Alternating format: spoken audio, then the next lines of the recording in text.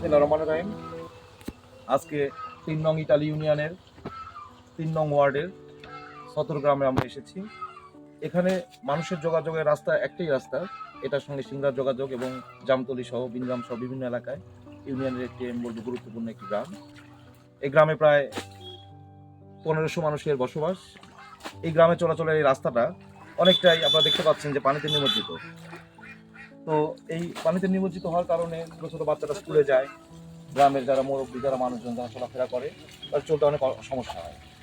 তা আমাদের এই ইউনিয়ন যুব দলের সংগ্রামী senior vice president Belal Hossain, যার অক্লান্ত পরিশ্রমে এবং তার সার্বিক পরিচালনায় এবং গ্রামবাসীর সহযোগিতায় আমাদের বেলাল ভাই একটি সুন্দর উদ্যোগ নিয়েছে। এই উদ্যোগের মাধ্যমে আমাদের সঙ্গে উপস্থিত রয়েছে আমাদের এলাকার শিক্ষাবিদ এবং বনপুরাল উচ্চ বিদ্যালয়ের সম্মানিত প্রধান শিক্ষক সামিল ইসলাম বাবু ভাই, উপস্থিত আমাদের ইউনিয়ন যুব দলের সংগ্রামী সভাপতি হাসানুজ্জামান উজ্জ্বল এবং আরও গণ্যমান্য ব্যক্তিরা উপস্থিত রয়েছেন।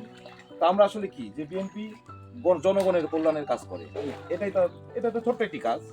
তারপরে এই কাজটার কারণে কিন্তু আমরা গত বছর এসেছিলাম, তখনও দেখেছি এখানে পানিতে নিমজ্জিত।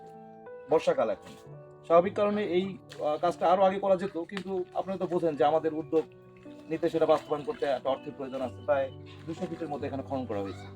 তো সবকিছু মিলিয়ে এখানে পানি নিষ্কাশন আমরা উদাত্ত আহ্বান জানাবো। আমাদের দল যদি বাংলাদেশ জাতীয়তাবাদী দল বিএনপি যদি আল্লাহ যদি ক্ষমতায় নিয়ে আসে, ধানের শীষ যদি বিজয়ী হয়, তাহলে আমরা এই রাস্তাকে অবশ্যই প্রাধান্য দিব এবং হয় এখানে ড্রেনেজ ব্যবস্থা করে দিব, আমরা সার্বিকভাবে চেষ্টা চালাবো, অথবা এই রাস্তাটাকে যখন ওইখান থেকে স্লোপটাকে একটু উঁচু করে যেন এখানে পানিটা যেন কোনোভাবেই যেন রাস্তার মধ্যে যেন না আটকায়, এই ব্যবস্থা আমরা করবো। এই জন্য আমরা অসংখ্য ধন্যবাদ জানাচ্ছি ইউনিয়ন যুব দলের সংগ্রামী সিনিয়র সহসভাপতি জনাব বেলাল হোসেনকে, যার সুন্দর একটি উদ্যোগ, এবং এই উদ্যোগের সঙ্গে তাকে আমরা দোয়া করি যে এইভাবেই জনগণের কল্যাণে কাজ করতে হবে। কারণ জনগণ কি চায়? জনগণ চায় কাজ, জনগণ চায় মানুষের ভালোবাসা, জনগণ চায় রাজনীতিবিদের কাছে যাবে, তারা বিভিন্ন ধরনের দাবি দাওয়া নিয়ে যাবে।